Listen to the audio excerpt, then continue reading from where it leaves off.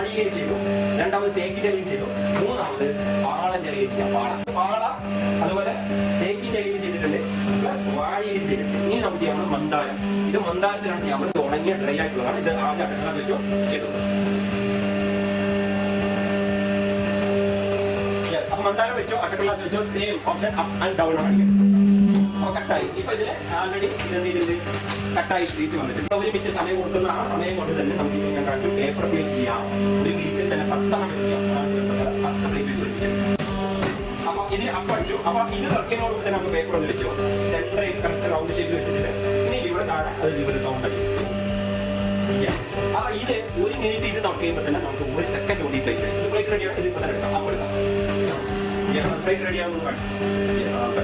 ഇത് pure coating ഇല്ലാത്ത നമ്മുടെ സാധാരണ ബജ്ജിക്കണ തട്ടുകൾക്ക് വേണ്ടി ഇതിന്റെ പ്രത്യേകം ശ്രദ്ധിച്ച് നോക്കാം. പേപ്പർ പ്ലേറ്റ് ചെയ്യാം, തന്നെ ഏല പ്ലേറ്റ് ചെയ്യാം.